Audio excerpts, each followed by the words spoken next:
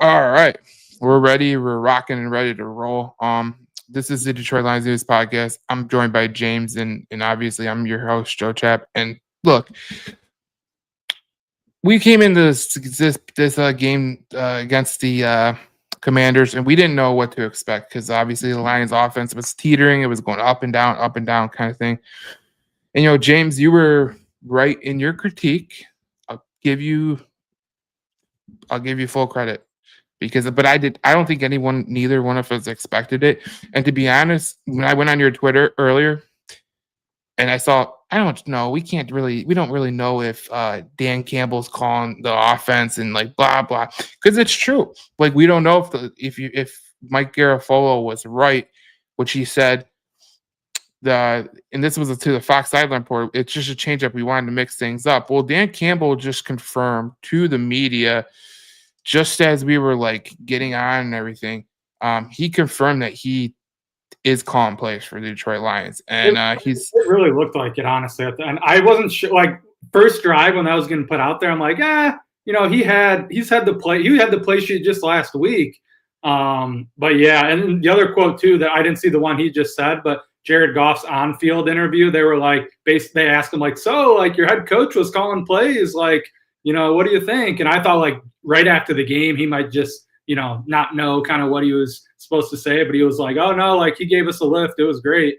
So I mean, he had the glasses on too. I don't know if he's had the glasses on when he was not calling plays before. So when I saw that the first drive, I tweeted that out. I'm like, oh, like play sheet and glasses, Dan Campbell. I don't really know that I've seen this version. So that was pretty interesting for sure. I think that's definitely going to be probably the storyline coming out of this. So Colton Pouncy has a good video. I'll put it up for a minute because in a minute, but I just wanted to reiterate this because when we came into this game, John Morton said this week, Thursday, said, I can't wait to get back on the field. Now, he did not get back on the field because he wasn't on the field in the first place. And I brought up this statistic about he was 8th in the coordinator ranking, which leads you to believe how bad are the other coordinators in the NFL. But I just couldn't believe it. And when I saw him with the glasses, I said this. I literally said this. I go, he's channeling his inner Sean Payton, man. Literally what he's doing. And I remember, I don't know if you remember, but you probably do, because I think we all remember it, but we try to forget. Remember that year that he fired Anthony Lynn? Then he took over play calling. And you could see that the offense was drastically different from when Lynn was calling plays to when Dan Campbell was calling plays. And then when Dan Campbell gave it to Ben Johnson took it over. And you could tell that Ben Johnson added some tweaks to it, but it was still Dan Campbell's offense. And I think he was a little bit hands off because he trusted Ben. But sometimes where he shouldn't have really trusted Ben was those stupid play calls. But endless say, but John Morton, like I thought he did a decent job. I didn't think anything was wrong until Friday when you had Taylor Decker talk and Graham Glasgow talk, and then you had TJ Lang go on the radio and 97 Ticket. And I know a lot of people think TJ Lang just some boob that used to play offensive line that talks on the Valani Enrico show and Jim Casa and Jansen show. But the reality of the situation is, I think he's very, very plugged in when he talked about Graham Glasgow, Decker, Ragnow, like those guys. He's completely clued in on them, and now he's with the Lions Radio Network, so that he's in some of the communications with some of those guys, because he's not a guy that's just gonna sit there and say, oh, I think they need to make adjustments or something like that. Like he literally said it on Friday, and I was shocked. He was like, no, they literally like they need to make adjustments like right now, and I was like, whew. So I get it. Here's the Dan Campbell audio. I'll play it for you right now because I think it's important with this whole thing. Where is it? Damn it, where is it? Oh, it's right here. Let me play it right now, Brayden, because this is the first I'm hearing it, and this will be the first time that James is hearing it as well. So it's gonna be good to hear. Do I got it here? Just make it the full screen. A little bit of a fashion statement today with the but you talked about some changes coming. I mean, just talk about it appeared as if you were calling the players. What was the mindset behind changing things up, and where you calling the plays? Yeah, you know, it was just let's try something a little different, right? You know, and look, I know what I want to do. I know how I want to do it. Now, that being said, this is a collaborative effort now. I mean, I was taking input from John Morton that whole time and the other coaches. So, hey man, what do you think here? Third down. All right, we get into this 37 plus. Blah, blah, blah. Where are we at?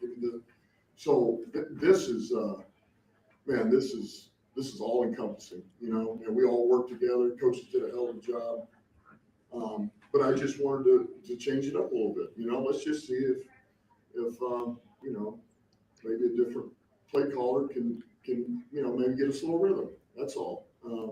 And it honestly is nothing more than that. You know, I know you're probably going to want to ask questions about, oh, what about this, or I heard this. It's not that. This is a change. We made a change. It was good for today. All right. So that was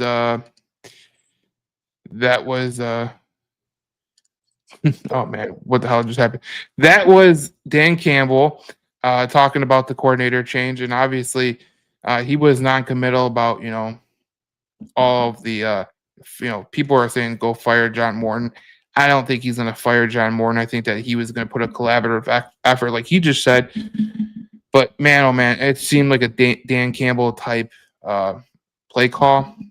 It was actually really refreshing to watch that, because I don't know about you, James, but it feels like the whole offense was a lot more just explosive. That's number one. Number two, I thought they were more they were more together. They were more on target with each other. And the JMO short crossing routes, like I think me and you have both said this for about maybe 3-4 weeks. Let's get JMO on these short crossing routes. Let's get him, you know, if the line's not that good, just get him in space and let him go. And I thought we saw that today, and that's the most important thing about this game today. And I think this goes really big into the Philadelphia game, because obviously you go to Philadelphia, and we've talked about this schedule before. Yes, you go play Philadelphia next week, right? And you play the Giants, who they have a good defense. They could really, but they gifted the Bears a win today, so I don't really want to talk good about them. And then the Packers Thanksgiving. So this next 3-4 games with the Cowboys and the Rams, if you add them in, it's a critical stretch for this Detroit Lions team. So if there was a change to be made, it had to be made this week. And I think that's the most alarming thing about what Dan Campbell did, is he made the change when he thought it was the most necessary, and that's what he did. Yeah, I mean, this is going to be fascinating to see going forward, because this week in itself, I don't want to overreact too much, just because this is a Commanders team. This was one of the more disgraceful performances I've ever really seen from a defense in the NFL. I mean, punching Amon-Ra St. Brown, getting ejected, a different guy basically like punched a ref. I mean, they're getting personal fouls after almost every play. I think they forced only one punt last week. They forced none this week. This might just, this is like Bengals level horrific defense this year. But they are playing the Eagles next week. So, I mean, that's almost just adds another really fascinating element into this. The other thing that I caught from that audio, just seeing it live for the first time, Dan Campbell, is he did throw in at the end. This was like, he said today. So, does he at some point go back? I don't know. Or is it just he just calls plays forever now? The one thing I do like the most about this, that I was maybe, just a little concerned with John Morton, is like David Shaw was kind of doing like all of the communication with Jared Goff, like during the game. Whereas, Ben Johnson was on the field, like, and you would see them talking to each other. I don't know. I think that more than anything is maybe the concern is, and I don't know that, listen, Jared Goff, they worked with each other before. And Dan Campbell talked about how in the hiring process, Jared Goff was going to be a huge part. So, I don't want to paint this like, and I think he would have fired John Morton if he thought that it was, totally ridiculous. He wouldn't be, still saying, we're still working together, even, how true that is, who really knows at this point. But I do like the Jared Goff and Dan Campbell relationship is great as it gets. So if he's the one now that's like kind of communicating to him during the game more, I think that's probably what I like the most. And now you go into a game next week against Philadelphia where the offense looks good, regardless of if they win or not.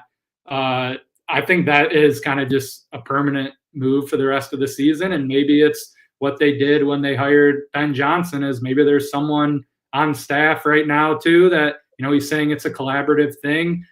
Is there a guy or two on staff that can kind of now learn behind the scenes with no pressure to maybe step in at some point? I don't know. This is going to be an ongoing, very interesting development to watch now. I agree with you 100%. I do think that there are people on this staff that could potentially be a guy that could potentially, fill in, be an offensive coordinator role. I don't know. I mean, I think Scotty Montgomery would be someone that I would be interested in. In my mind. Yeah, even Mark Brunell or Bruce Gradkowski or even Hank Fraley. I mean, I know he's a offensive line coach, but he's a run game coordinator.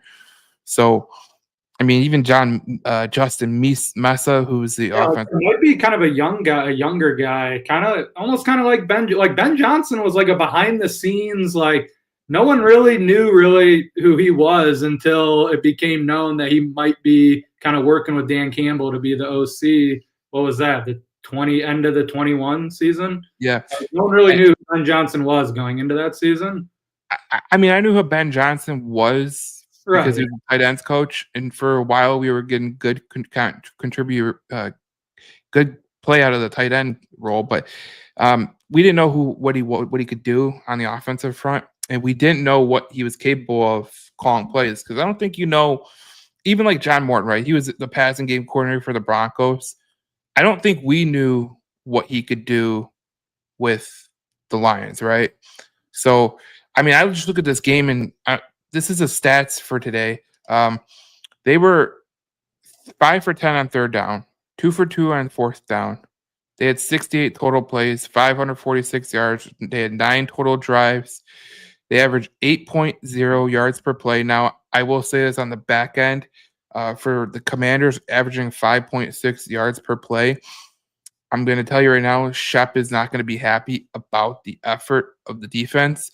And, I posted on my page, and people were like, are you ever happy? I'm like, look, I'm looking at, like, Chapp's going to look at it. He's going to look at this game film. He's going to be like, this is total shit, dude. And that's the way I look at it. So I think that Kelvin Shepherd's going to have some things to clean up after this game, but you look at the yards per play in terms of 8.0 for the offense, unreal. 320 yards passing, 9.1 yards per pass, rushing 226, 6.8 yards per rush, 4 for 6 in the red zone. They had one penalty for 3 yards. 3 penalties for 1 yard. Okay, even better. And they dominated the time of possession. Look, I think we could take this a multitude of different ways, but the way I look at this is we heard Dan Campbell said this also. I just want to add this in. He said, Dan Campbell, you could feel the line of scrimmage move today. Honestly, I feel like you could have just called. I could have called anything, and they would have made it work. And then Jeremy Reisman, who is proud of Detroit, he said this is almost the exact inverse of what John Morton was saying on Thursday. The protection, that was the biggest thing. I mean, we draw up all these plays we want. It doesn't matter. So I do want to say, I do feel like the media is kind of almost like creating a friction thing.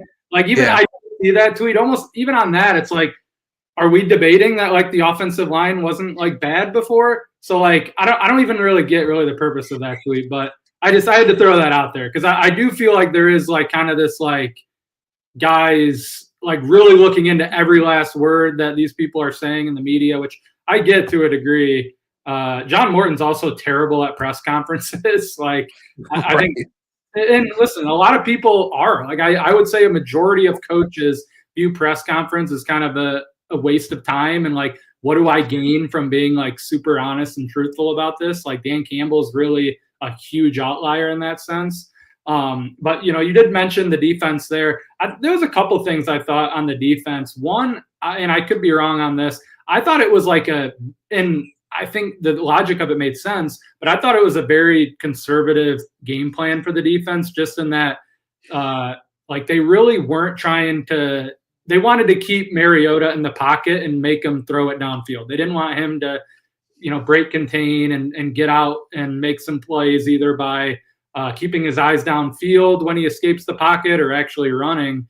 I think that was a factor of it. I also think there was and I tweeted this out at the end of the game, there was 5 or 6 plays that stand out that I thought was really good coverage by the Lions, but the Commanders made a nice reception on it.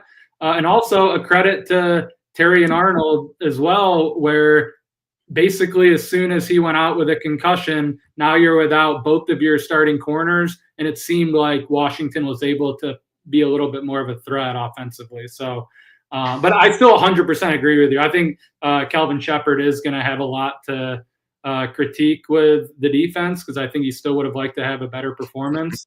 But I also think Washington made 5 or 6 chunk plays that were, I think he probably would say too, some of these were just good plays by the Commanders.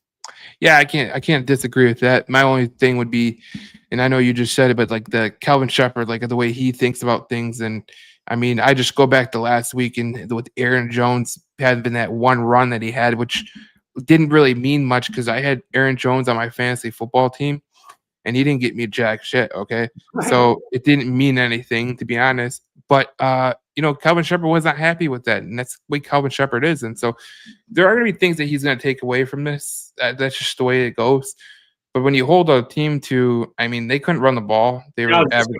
That was what I just wanted to look up. 27 rushes for 3.4 yards per carry. At least if that might have been their biggest point of emphasis defensively this week, maybe just because how bad it was last week, at least that was a pretty strong positive. Yeah, it was pretty interesting the way that they called the game, and I don't even think they called the game a different way. I just think that they focused on different things. Obviously, Mariota and those guys were taking more deeper shots. It felt like they were trying to test secondary, but I was perplexed, especially when Terry and Arnold went out with a concussion, which they said it's a brain injury, which those are always scary. And it seemed like Terry and Arnold cannot stay healthy right now. Just cannot stay healthy. And we hope that he could be back for next week. But it was interesting because the way that it was called, total plays, literally they had 51 total plays. They were 2 for 10 on third down. They were 3 for 3 on fourth down. 5.6 yards per play, which is nothing. 8.1 yards per pass. It felt like they had to really pass to move the ball. They're leading rusher at 30 rushing yards. So I don't really take much out of it, especially when you're but I know Calvin Shepard is going to see what they did this week. And he's going to be like, well, the team that you're playing next week, they could really make you pay if you don't hone in on all your skills, not just one skill, but all of them, right? Because A.J. Brown, even though he's reading a book on the sidelines, can be deadly. Devontae Smith can be deadly. Dallas Goedert could be deadly. And we haven't even mentioned the guy behind the quarterback, Saquon Barkley, who is very deadly. Yeah, if Terry hopefully he can play. He's going to have a concussion. Those are always spotty to play the next week. And that will be, at least on paper, an advantage for Philadelphia with, A.J. Brown and Devontae Smith. And they did get it going a little bit last week, their offense. It's going to be obviously incredibly interesting tomorrow, the Philadelphia versus Green Bay game, to see what that looks like. But just as a quick they're going to have to be great in the red zone, I think, because I think they're going to get the ball moved a little bit on them next week. They're going to have to make some stops in the red zone, which offensively, if you're going to have one critique, I think they had at least 2 red zone trips where they didn't get a touchdown. And that was maybe the offense's biggest strength, even through some of these struggles the first 9 or 10 weeks, is they had been really good converting their red zone trips into touchdowns. They had the one at the end of the first half where I think they had a 1st and goal, even inside the 7 or 8, and they had to settle for the field goal. And I think they had one more. As you're kind of looking through the scores there, I thought it was a pretty good day. For us, it was going to be an amazing day if the Bears lost. But yeah. I still thought overall, the Vikings lost. You had the 49ers and Rams. One of those teams were going to lose. You have the Bucks lose to the Patriots as one of the top seeds in the NFC. And then tomorrow you're going to get, obviously I hope, and I think probably all Lions fans hope the Packers lose. But, if you're really gunning for the number 1 seed, the Eagles having 3 losses wouldn't be the worst, alternative to that if the Packers win. So pretty solid amount of help, honestly, this week overall, just in terms of the NFC. And then you also get an NFC win yourself for like tiebreaker stuff. Yeah, I thought this day today for football, especially in the NFL, was really good for Detroit. I mean, like you had the Falcons, who if you're talking about a wild card, they're pretty much getting absolutely destroyed. If you're talking about like home field advantage, the Bucs losing is good.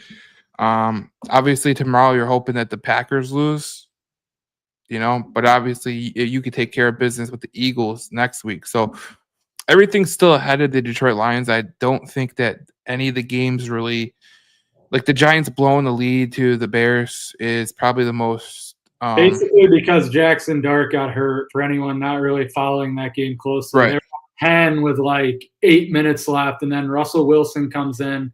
They can't convert like a 2nd and goal at the 1 with Russell Wilson, and they need to kick a field goal. Then he goes 3 and out. The Bears get touchdowns on both those drives, and then basically the Giants couldn't do anything with 2 minutes left, needing a touchdown. Jackson Dart, man, I'm impressed, honestly. For a guy that, if we did a redraft right now, Jackson Dart would not make it to wherever he made it. What did he go, 20-something in the first round? Yeah, and he looks like a real franchise quarterback. And it's insane because even if you were to say okay, he's going to get out outside the top 10, someone would trade up for him easily. Sure. And the fact that he made it outside the top 20 was, I'm honestly perplexing to me, because if you'd have watched Ole Miss, you'd have been like, that kid's pretty good, man. He's got some confidence to him. But I was just laughing because, my favorite thing about Sundays, except for Lions football, is one of my buddies, he's a Giants fan. And I follow his family on Twitter too, because I love Giants fans, and I don't mean to say I like Giants fans because they're nice or anything. They're just ruthless as hell. And so when Russell Wilson went in the game, he's a perfect example for that. He's ruthless as hell as a fan. Well, a lot of my friends remind me of Valenti to a T, but his one uncle Vino, maybe the most funniest person ever. Because I'll read you his tweet. It's not the most rewarding tweet, but it's like he said go back to Sierra and leave us the F alone. Bro, he's so bad. Oh my goodness. They should just get rid of him. He's terrible. He went 3 for 7 in his trying to keep the Giants afloat, right? 2 sacks, 13 yards, and he came in the game and the offense just totally fell apart. Just totally fell apart. Yeah, I mean they're terrible as an actual team, and now that they've had some, they could be interesting going forward. Honestly, if they don't have Malik Neighbors right now as their number 1 wide receiver. Cam Scatabo obviously gets injured. He was looking like a real piece as a part of an offense. They have had some offensive linemen finally get healthy and show at least something, and their defensive line is absolutely loaded with talent between that. I mean, they hit the first round incredibly. People are saying they should have got a quarterback in the top 5. They get Abdul Carter instead. And then, obviously they have, Brian Burns, and we'll see what they do with Thibodeau and, Dexter Lawrence, who's kind of having a down year. But they're an interesting team. If they can ever stay healthy and, their culture seems to be I'm sure today they're kind of melting down again after the loss, but hopefully they just come to Ford Field in a couple of weeks and just kind of do what they've done this season, which is kind of ultimately lose. Some of these games have been disasters for them, honestly, but they lose to the Saints horrifically. But they've had a lot of these games where they look pretty good and they just devastatingly blow it at the end. So yeah, and I thought the game of the day, and I don't say this because I got him on my fantasy team, but the guy that I thought had the most the craziest day I've ever seen by a running back in my entire life had an 83-yard run to start the day. Jonathan Taylor, he ran for 244 yards, 3 touchdowns, 32 carries, and the Colts did. There's times I look at them, I go, there's no way they're real. There's no way, and then they keep proving me wrong, and I love it. Honestly, I think they're decent. I did this scenario just because you brought it up. I did this exact scenario in my head today. I'm like, where in the NFC do I honestly think the Colts are? And you have to give them props. Like, they're clearly a good playoff team. But if I'm really, so I'm like, what team in the playoffs would I want to face? Would I want to play the Chiefs or the Colts? I'd rather play the Colts. Would I want to play? Now, maybe today, this was before the Bills game. And the Bills, did they end up losing to the Dolphins today? Yes. Okay. Yes. So that's, maybe it's a little bit more interesting. I still think like a fully healthy Ravens team, I'd rather play the Colts than the Ravens. I think the Colts are still a good team, but for me, they're like 3rd or 4th in the NFC as opposed to, I think a lot of people will talk about them as maybe they're the best team in the NFL. I really don't. I don't think they're there really. But Jonathan is unreal. I did post today, right here, right now. I think Jonathan, because of all what I just said, and they're 8-2. I think Jonathan Taylor's like he's the MVP for me right here, right now. I just think he's like backpacked that team entirely. He's been incredible. He's insane, and it's crazy because if you look at the Indianapolis Colts, they would get the number 1 seed in the NFL. I mean, in the AFC, they would have, they're 8-2 now. The Seattle Seahawks would have their number 1 seed in the NFC, which is strange to think about, but they would have the number 1 seed, and it's crazy because here's the thing: the Colts, they play in a dog shit division. That's number 1. Right, they play in a horrible schedule this year. AFC South is terrible, and the Colts have an easy schedule, so they can really run the table. Teams like Detroit, we've gone over it a million times. You have no weeks off. I mean, this game today was technically a week off, but it really wasn't because Jaden Daniels. But I mean, if this, like we kind of said, like if these are easy games, like a divisional opponent that finally got healthy last week, and then like the Commanders, I think we got lucky with not facing Joe Burrow and Jaden Daniels, but I mean, we're not playing the Saints and the Titans and the Raiders, and I mean, some of these like the Bears have played the 2nd easiest schedule in the NFL, and it's like every single week they allow 42 points to the Bengals, but they, get a kind of a amazing play in the last seconds to win. Today, they get a break with the quarter, and they're playing the Giants to begin with. I mean, they should have not even been in that situation. So this year more than any has really sunk in like, wow, like you really kind of need to look at schedules in the NFL and in terms of the regular season and how some of this can get to where it is. Cause you look at some of I pointed out that I don't think San Francisco is all that great of a team. And I was just looking at it before I went on here. They finished 4th in the NFC West last year. And so they got a 4th place schedule.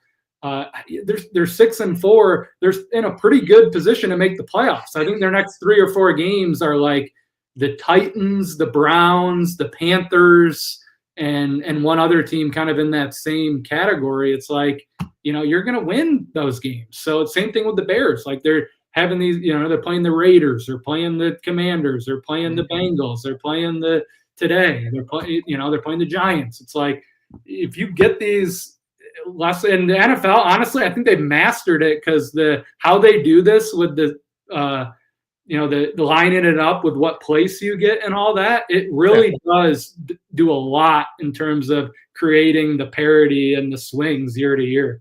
Yeah, because if you look at it, like, okay, the 49ers schedule is soft as charm in the year. I mean, the only team that they have is the Colts on Monday Night Football, which would be it's a great matchup on Christmas Day weekend. But if you're a 49er fan, are you really fearing going to Arizona and playing the Cardinals? No. That was the other team I couldn't think of. Yeah, no. Are you fearing having the Panthers come across country to Santa Clara to play on Monday Night Football? No. Are you going? You might fear this a little bit because we don't know what the weather could be. But you're going to Cleveland, and at the end of November for a 1 p.m. game against the Cleveland Browns. So that might be tough because of the weather.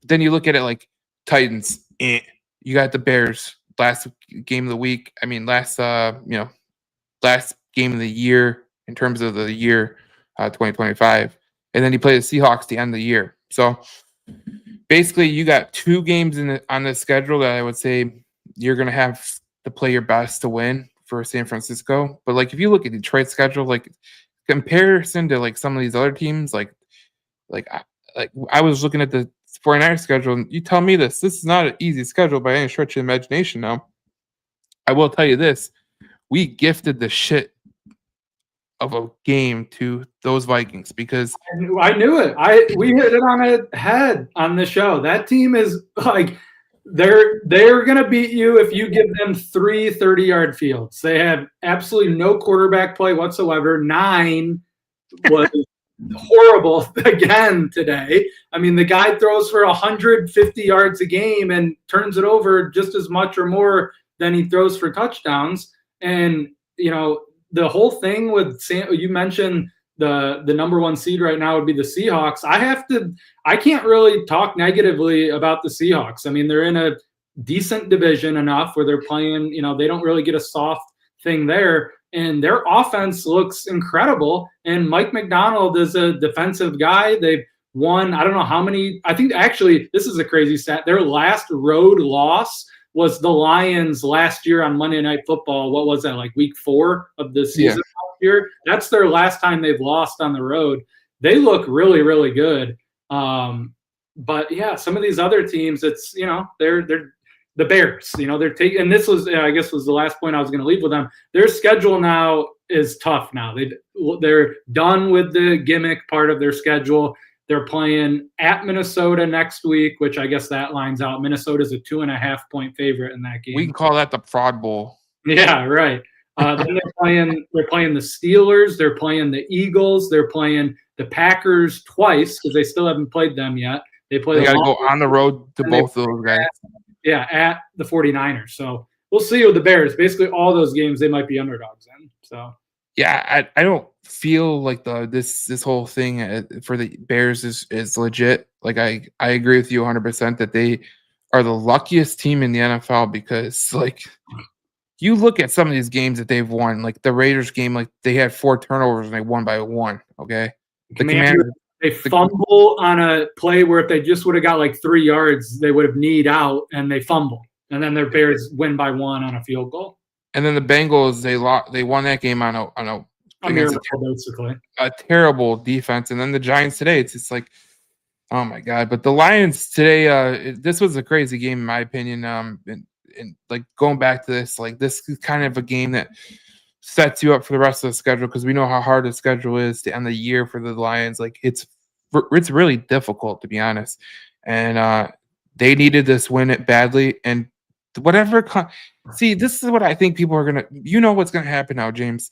People are gonna overreact to Dan Campbell calling plays, and they're gonna think that he is like the cat's meow, which Dan Campbell is the cat's meow. But let's see it play out in real time because there's always. We call it the coach bump in the NHL where you get a new coach and you start doing well. And then sometimes you stumble upon something. Sometimes you just stumble into a mediocre hole.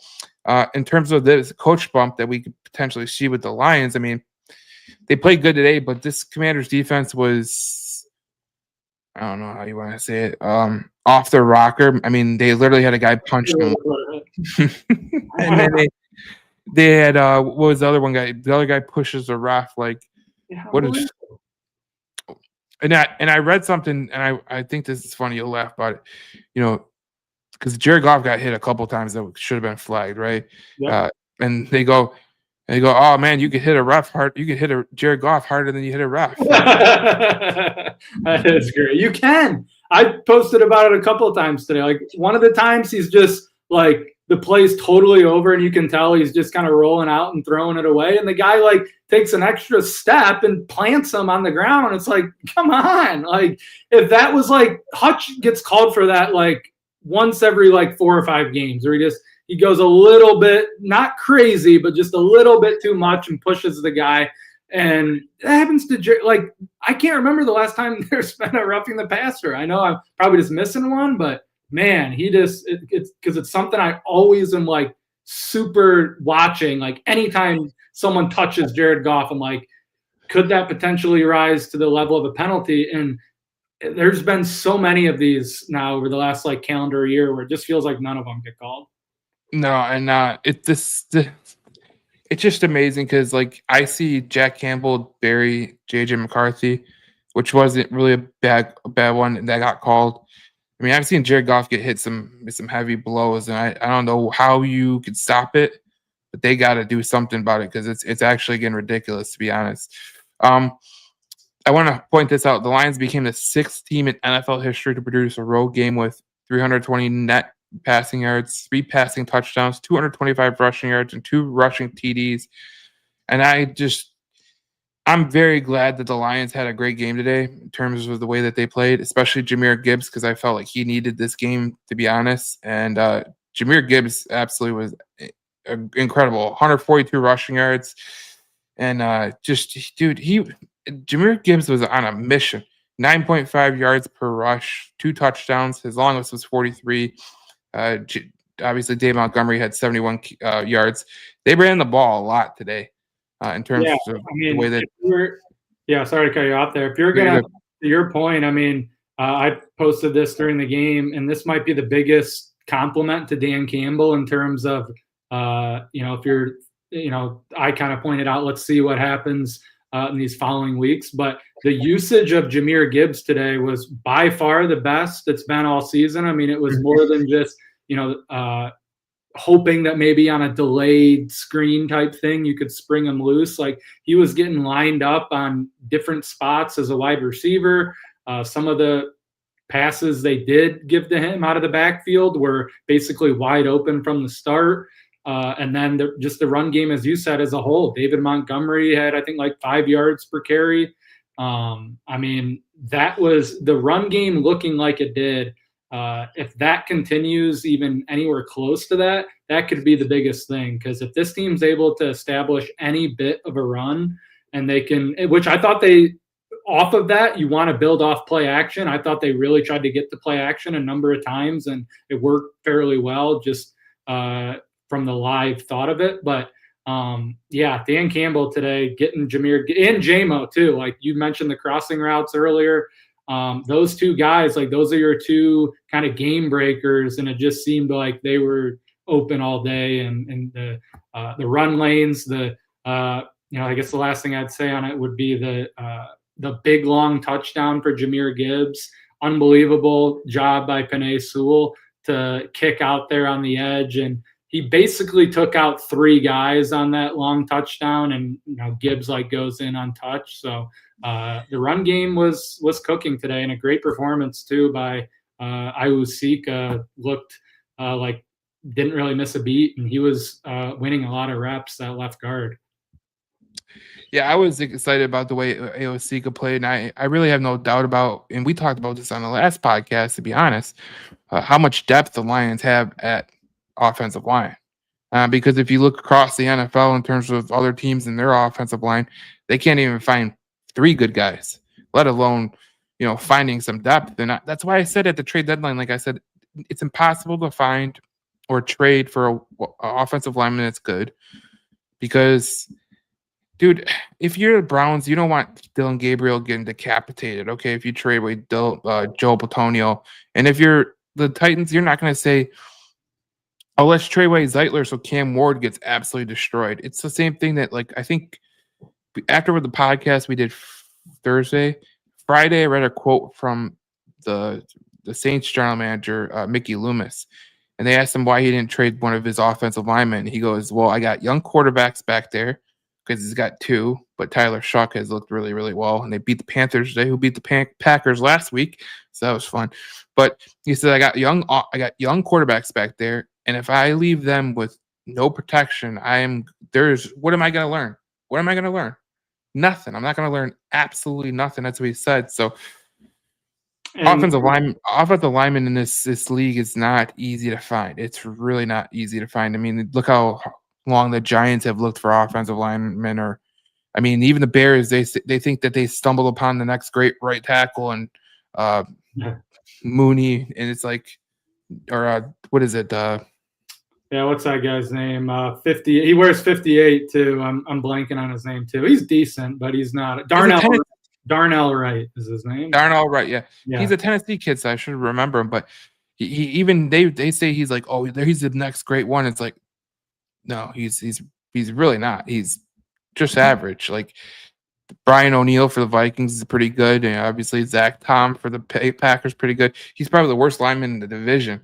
Darrisaw's good, so he's I don't think Darnell Wright's incredible. And to the point of the depth on the offensive line, because I've had a little bit, definitely a change of an opinion on Miles Frazier, the draft pick this year out of LSU. I kind of looked at the timeline of him not being activated until this week and compared it to Christian Mahogany's, but I honestly got a lot of clarification on that too. Jeff Risden responded to one of my questions to him. He thought it was like, with how Christian Mahogany had mono, he basically like didn't even have any strength whatsoever when he was losing weight. And Miles Frazier talked this week about how conditioning wise, he's like already ready to play. He took conditioning super seriously.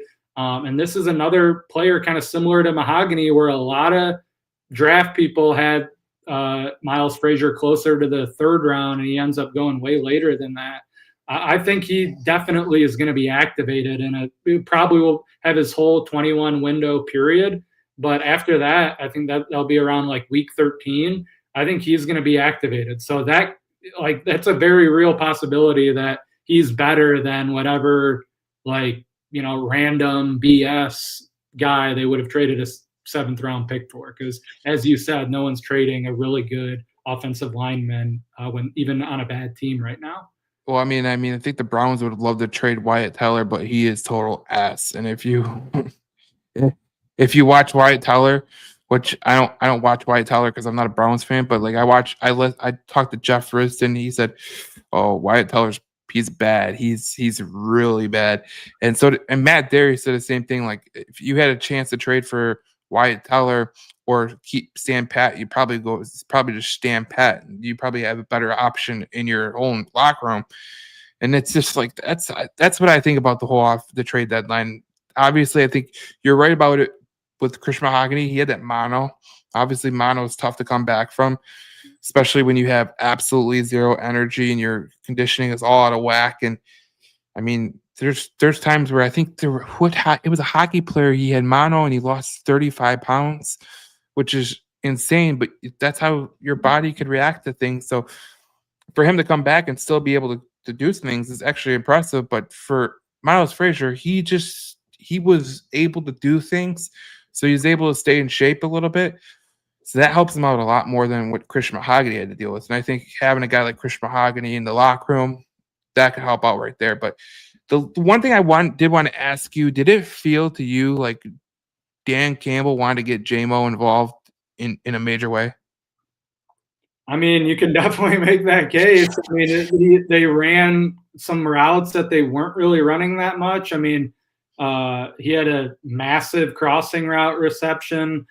They have been kind of doing the comeback route where, he's set out on outside. Yeah. The DB has to respect that he can blow by him. So that like 10 to 15 yard comeback route, that's worked really well kind of all season. They hit that 2 or 3 times. But I think I think for sure. I mean, you can make that case. And a lot of times too, where it feels like it's the opposite, where J-Mo is kind of running routes to open other people. I think there are times, and maybe today was an example of it, where people are really going to just say, no, we're going to really load up on St. Brown and Laporta, and they leave Jameson Williams open. And I thought the broadcast today was Jonathan Vilma and Kenny Albert is a horrendous broadcast. But they did point out a good point that on some of these third downs, especially because JMO had a couple third down catches, they used him today as like a number one wide receiver as opposed to like St. Brown being the number one option. So I think that's something that the Lions can play off of really well. Yeah. One thing and then use JMO. That whole broadcast was a joke. Everything about Vilma is a joke. I can't stand that guy. He literally thought Hank Fraley was Christian Mahogany. So that guy's a total nitwit. He called Tristan Colon in his patented. He always gets a name or two hilariously wrong because he calls Brian Branch Dion Branch. He couldn't get Jahmyr Gibbs. He couldn't get Jahmyr. He called him Jermar. 90 different variations of that. He's there. That's an unbelievably disgraceful broadcast. No, the best one was 2 years ago. They were playing the Bears, and he called Brian Branch Brad Branch. I do remember that now. And Brad it's called Brad and Dion. So yeah. And Branch actually took the clip from Twitter and goes, "Damn, I turned white." And then he quote tweeted that tweet and he goes, "Wait, never mind. I was wrong there." But he took offense. But yeah. Here's Dan Campbell on JMO. He's been doing a great job. I mean, he's been busting his rear. He does every day. He comes to work. I mean, he grinds on it, man. He has. He's been unbelievable, and we just hadn't connected. And so today, man, we got him going. Goff got him going and made some throws, and he made some big time plays, man. And so it was just good to see, man. His confidence was up, and he's ripping and roaring, and he's all right, cool. So cool. I got to point out there with JMO, because I think it's definitely worth saying, this guy, Jameson Williams, at every single point this year has been the ultimate team player. Like, you can't really at any point during a game can you point to where this is typically when it happens with these like star wide receivers. They get frustrated, they're not getting involved, and it's very apparent on the sidelines that they're pissed off. There hasn't been that from Jameson Williams. Anytime he's asked, it's always the team first answer. And I want to compare that to Justin Jefferson, because every single time something doesn't go perfect for the Vikings, Justin Jefferson's slamming his helmet. He's yelling on the sidelines. He's getting in the ref's face. Literally 100% of the time, it's obvious. And with Jameson Williams, it's, people want to say, oh, blah, blah, blah. He's the team. He couldn't be more of a team first guy. And I think maybe that's he's stated it. The guys that have had positive influences on him, Teddy Bridgewater, St. Brown, the wide receiver coaches he's had now over the last couple of years with, I think Scotty Montgomery for sure. And Antoine Randall was a great influence on him. This is just a unbelievably talented team first guy in Jameson Williams. Yeah, I think you're right about that, because I think about Jameson Williams, and I think that if I was in Jameson Williams' position, would I be pissed off? I probably would, because I'm not getting the ball, I'm not be given a chance to make opportunities, and I'm just not involved. And I thought the last couple games he really could have been a little bit pissed off, and I wouldn't blame him, to be honest. But it takes a special person, and this goes back to what the Detroit Lions do best: is they get guys who will buy into their culture, the way that they operate, do what they need to do. And even then, no, JMO wasn't getting the ball. He still was blocking as hard as he could. Still doing the run blocking. I watched Justin Jefferson today run block, and I literally told myself, if that guy wasn't an all-pro wide receiver, he would be getting yanked off the field in a heartbeat. He was. He's out there tripping over himself, causing interceptions, and then he's all mad at 9, and that's all I'm referring to JJ McCarthy. He's 9. That's what he is. When he's playing football, he's 9. That's what he says. His best throw of the day hits Justin Jefferson, like tough, contested in traffic, hits him perfectly in between the hands, and he drops the touchdown. And then, I mean, I was watching the same thing you were watching because this guy's out there and it's just, oh, I want to be, you hear him in the interview, I'm a captain and I'm a leader of the team. Yeah, you're a leader of the team when things are going well. And I think that's a difference between a guy like St. Brown and a guy like Justin Jefferson. I can even put a guy like Ja'Marr Chase in that category because, like, even though he's not getting the targets because, you know, Flacco is trying to get him the targets, but he's even like, all right, I just want to give him the ball so we could get a chance to win. That's basically what he says. But you got wide receivers all over the place. Like, I think the best wide receiver for the talent that he has is CeeDee Lamb. Because I know he plays for the Cowboys, but what he does in the run blocking game, what he does on the wide receivers, he actually is funny to watch. If you ever, a lot of times the broadcast crews will focus in on CeeDee Lamb when something magnificent happens. Yeah. And when Deron Bland got his ankles just rocked by Marvin Harrison, he was like, "Ooh." Even he was like, "That's great." But the way I look at it is this: you brought up Justin Jefferson. That's a good comparison. I think that Jameson Williams, the way that he does things, and he's a perfect match for this culture, and that's probably why they got him. He's just a kid, man. He literally loves ball. That's all he loves. That's pretty much what it comes down to. He acts like a kid too, like he just does, and he has a joyful spirit, and I think that's what makes this team very like you have a connection to this team because of the way that they play, right? Like you watch Hutchinson play and you watch Sewell play, you watch St. Brown play, and you're like, damn, these guys are giving it all. And it's very rare for a guy like St. Brown, who's an elite wide receiver, to block like he does. It just is. Yeah, it is. And sorry, I let my dog out there. But J-Mo's going to go get himself Oreo McFlurry double or whatever he calls it tonight. The McDonald's thing where he gets the Oreo, like he puts a Oreo McFlurry on a McDouble sandwich. But yeah, no, he is a kid. He plays with a joyful spirit. You can tell that his love for the game is authentic. And I just, with what you said, I love watching these guys play. Penei Sewell, we're watching one of the very best linemen ever to play football. Like this guy, honestly, if you watch, Penei Sewell is a transcendent player because if you see now how some of these teams are using offensive linemen, I really don't think they were using some of these, get them out in space type things with these linemen, for lack of a better way to put it, as much as you're seeing it now over the last year or two. And that's because Penei Sewell, ever since he's come into the league, like I said, they're using them in ways that I had never seen a lineman use. And this guy at 330 pounds or whatever, getting out on the edge and taking out three guys so you can have your superstar running back and Jahmyr Gibbs just go untouched for a whatever yard touchdown. It's crazy that we get to watch Penei Sewell. Well, we did get to watch Dan Skipper line up at wide receiver today, which was really that was absolutely here. Yes. It's like a first down catch for St. Brown. I tweeted that out too. I'm like, somehow Dan Skipper going in motion and running a route, like schemed Amon-Ra St. Brown wide open for like a 15-yard catch. Now, I know the draft is a long ways away, but if you want an offensive lineman to watch that is a Lions offensive lineman, his name is Isaiah World. What a name. First of all, that's a great name. Wow. But if you think Sewell is athletic, this guy is athletic as hell. Wow, so he's a tackle?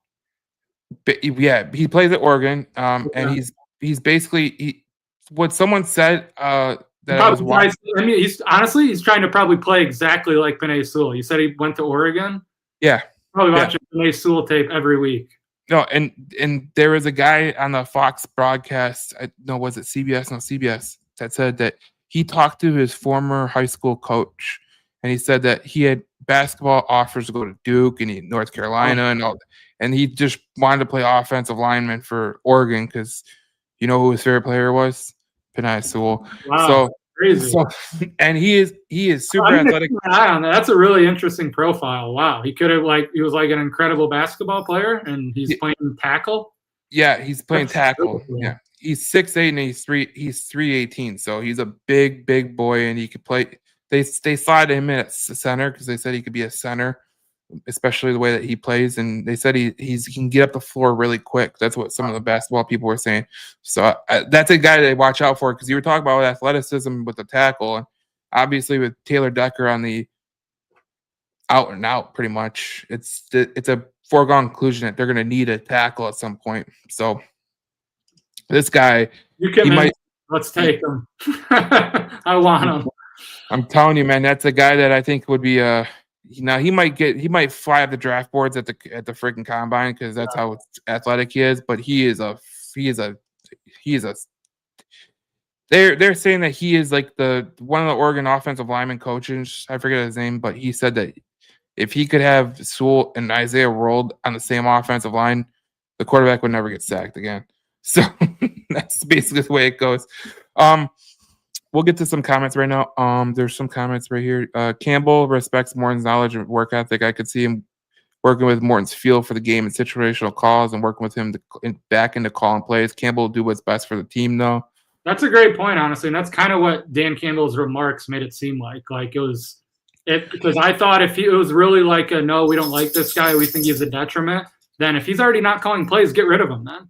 Yeah. So if there is, I do think there's a lot of truth to that comment. Yeah, that was a good comment by BJ. Big Dan Davis says that last time Dan Campbell took over play calling was at OC. It was Anthony Lynn. Lynn was let go after a season. Something to keep an eye on. The one thing I will say about this is I think it's drastically different from Anthony Lynn because I think Anthony Lynn called he was a terrible offense coordinator. I don't know what happened to him. Whatever. Steelers versus Chargers. Who do you got? You know what? That's a really interesting one because I don't have any real the Steelers have one of the absolute worst defenses in the NFL. I think the Lions are going to absolutely carve them up at Ford Field later in the season. Rodgers gets the ball out quick, but it also kind of limits. They kind of need like DK Metcalf to make every single explosive play for them. The Chargers, though, their offensive line is kind of the key to their success. And now that Joe Alt's hurt again, I kind of can't really have any confidence in them either. So I really have no feel for this game tonight. I'll just go with the Steelers because I think that Watt is going to get so much pressure on Herbert. I feel bad for Herbert because he has nothing. And the fact that they traded for Trevor Penning, that tells you everything you need to know. Yeah. Tough stretch is when we have to play 2 games in 4 days. And yeah, that is probably the toughest stretch. I think that's the Thanksgiving week where we have to play the Giants and then the Packers, which. And what I really don't like about that too, that this is the second year in a row that they've done that. And people always counter me with, because they play that next Thursday as well after Thanksgiving. And I always post about this and people are like, oh, it's a week difference. Well, a big part of why there was like, oh no, they can do this, play this Sunday into Thursday is because they then get that extended break, but they don't even get that because then they're already into game week the very next morning. So I kind of hate that they then play the next Thursday as well. You don't even now you finally do then get the 10-day break after that, but that's like 3 games. That is a really tough turnaround there. Well, that's what I say about this schedule coming up because it starts the 3 games and I think it's like however many days. 11 days or whatever it is. Yeah. It's basically a grind. And look, the Green Bay Packers game is going to be huge for both teams this season, especially. But it's going to be a grind because it's bad. But the Packers are playing that game too, so it sucks for both teams to be honest. And it sucks that it's an early game because the 12 p.m. game I think is the one that gets a little bit of the. You get a lot of injuries that could potentially be you could use, but you can't use because you don't want to test it. But even the Thursday night game against the Cowboys, which will be a really good game at the Ford Field, which the Lions will be wearing all whites, which is going to be fantastic. That is great. I've been asking for them to do that for years. I think it's going to be great. But James loves the silver pants, so yes. Did you think they looked? Give me an honest opinion. Did you really think they looked that bad out there today? The white and I thought it looked pretty. Like even when I was taking pictures, I tweeted this out. I'm like, and it was I was hoping you would see it honestly, but it was like for all the white jersey, gray pants haters out there, I feel like it's hard to look me in the eye and say that it looked that bad. Like, I thought it looked pretty clean. And it almost like kind of just, it's seamless almost. It doesn't, you almost could, it looks like that there, it kind of looks like it's white pants. But the underrated part of them too, and that I kind of don't like about the white ones, is I feel like the stripes on the side, I would like the white pants better if they had The stripes. Yeah. Yeah.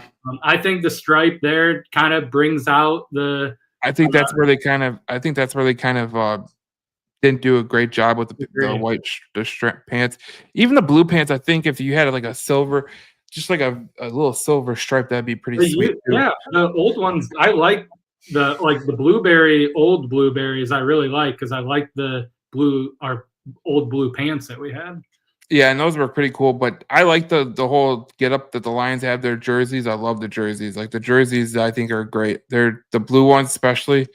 They're fantastic, and I think it's a homage to the old '90s Lions teams, because they're literally the same jersey, just obviously with the new technology. But I always love those jerseys. Whenever I'm playing Madden, I'm like, let me get those jerseys before we had the jerseys that we have now. So it's all good there. And then there's a couple more comments, and then we'll get to the last part. Brad Holmes might not have traded for offense line. He signed up a couple guys that practice squad, adding more depth. Look, I don't care who you're gonna get. I really don't. And me and you went over the practice squad guys, in the last podcast, talking about this guy. They have a good practice squad of guys, so they can call the depth. I feel even more confident saying that the Lions' depth on the offensive line is the best in the NFL. So for them to make a trade, they would do it if there was like a good upgrade available. But from all accounts, and you can only go off the moves that were made, like, I'm sure teams would have liked, there were probably a number of teams that, let's just trade for Joe Bitonio or Kevin Zeitler or whoever, not just the Lions, that would have done that to get an upgrade. But it's just, none of them got traded. And you have Frazier coming back that we just said, like, they might think Coyote, Iwusika, and Miles Frazier. And Miles Frazier is a guy that he can play tackle and guard. So he's like kind of a perfect backup reserve right now that he can basically fill in for 4 of the 5 spots. Yep. And then JMO, this is about JMO. He doesn't take a playoff. We know that. That's good. That's a good one. But you mentioned Coyote Osika. We'll get this will be the last thing. But Osika came in the NFC Championship game and did a damn good job. And I think it was Jonah Jackson he came in for. Yeah. And he did a damn good job. It was he got hurt during the Rams game. I'm pretty sure, if I remember. Yeah. That. Maybe at the end of the game, but he had to come in even in that game and then start. Or maybe it was the end of the Tampa Bay game. I can't remember, but yeah, he started the NFC Championship game, and he had made some other spot starts earlier in that season as well. So yeah, I remember Taylor Decker's talked about how he doesn't feel like there's any drop off when he comes in. There's a comfortability to playing next to him in terms of the O-line and how the 5 guys need to work in unison. Having a guy that is familiar with, the guys that he's playing next to, I think is a huge factor too. Well, I go back to the game, and I remember this game. Because I was at my cousin's shop when they first opened, and it was the Buffalo Bills coming to Detroit for Thanksgiving. And I remember on the TV there was a guy going, "Oh my God, this guy Coyote Osika, who is he didn't know how to say his name." I'm just going for verbatim what he said. He's like, "This guy is not going to be able to block Ed Oliver. Ed Oliver is going to tear his ass apart every minute, every second. It's going to be 10 sacks, Next thing you know, Coyote doesn't give up 1 sack at Oliver. I think he gave up 1 pressure in that game, which was nothing compared to what, other offensive linemen do.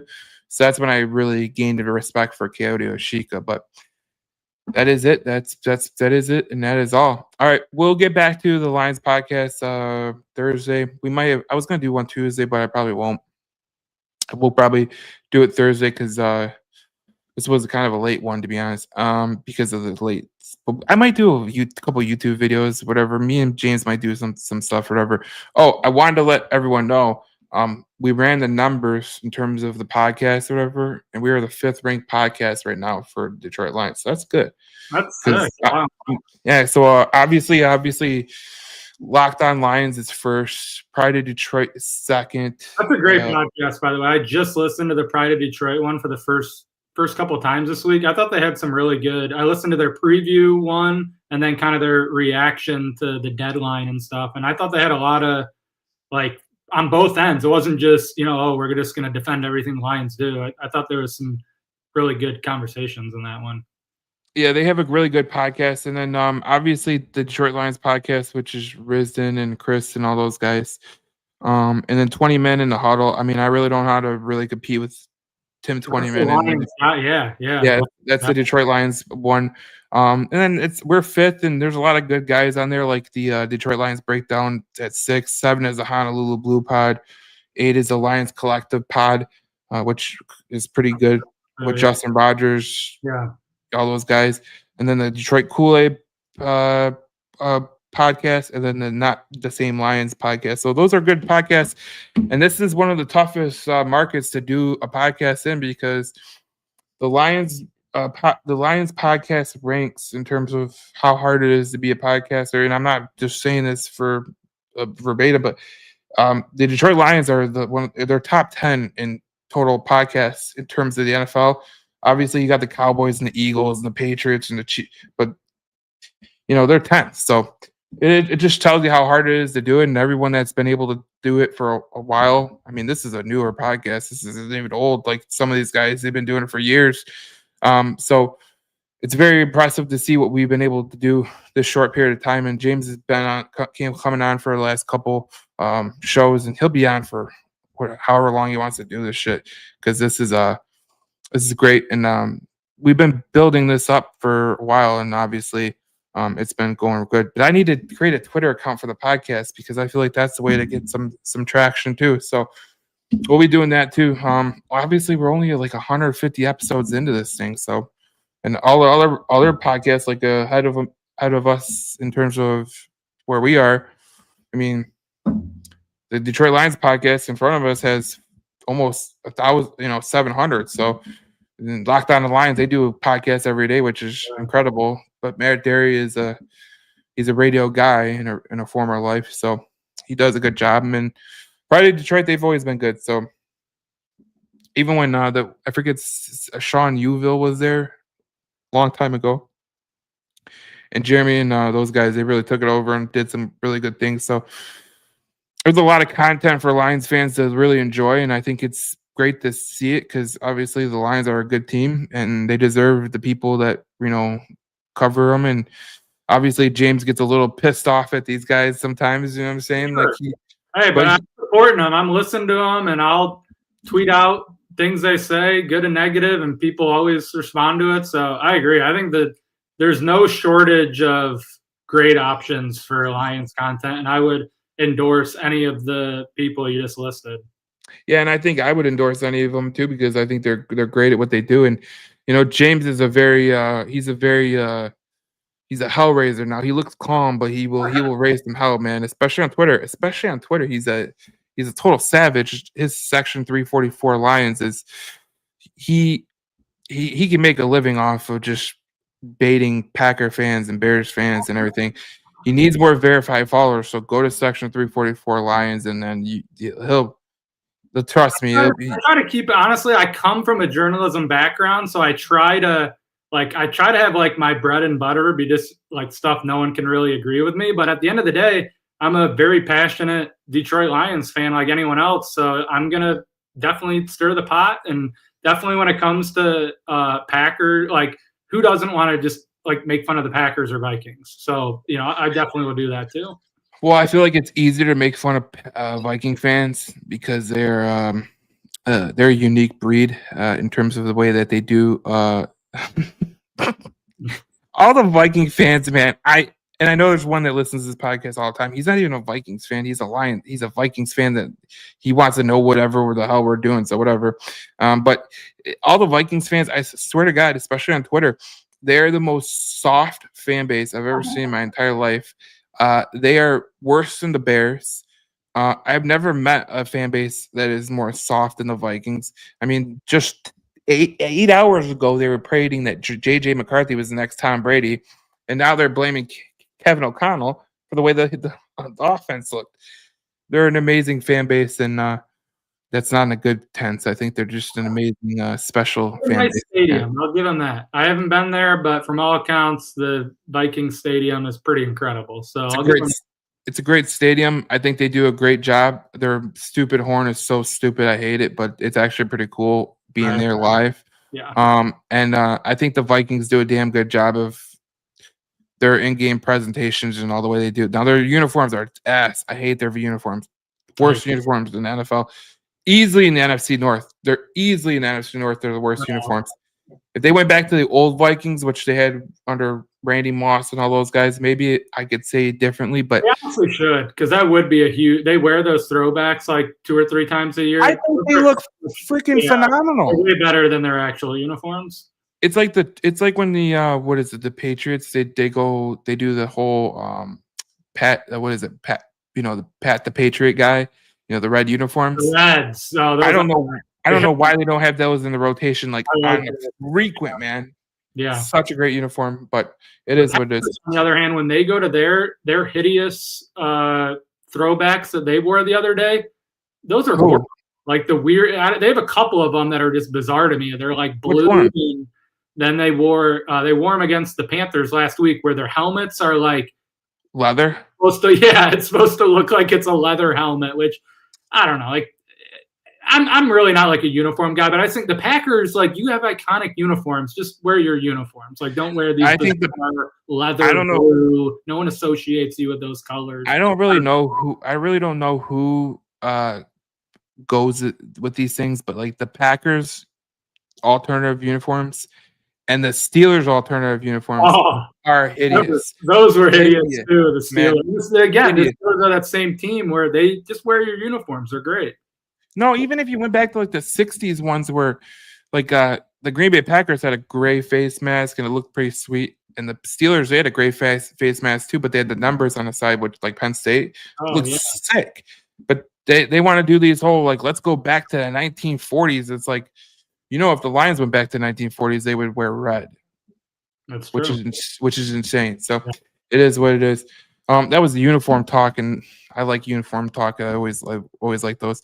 Now, Oregon, they take it to another level. So that take a whole podcast to do that shit.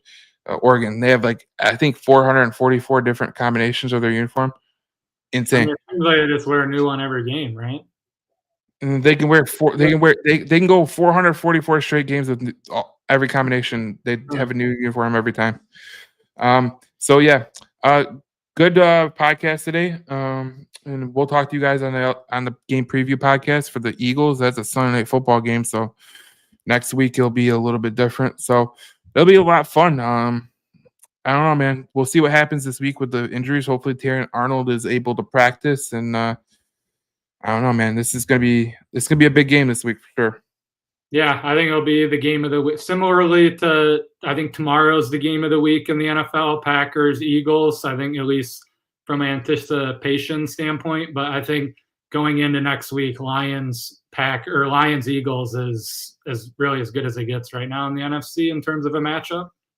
No, I can't get any better than that. And then tomorrow the Packers and Eagles will play each other, and that'll be a big game for the NFC North, and implications are huge. So this is going to be a fun time, especially as we get to November. And this is when actually football actually gets good, because I feel like the first 2 months are pretty much like a liar, especially game 1. What a liar that is. All right. We'll see you guys on the next podcast. We'll talk more Detroit Lions football here on Detroit Lions News Podcast. I'm your host, Chapp. That's James, and we'll see you on the game preview podcast.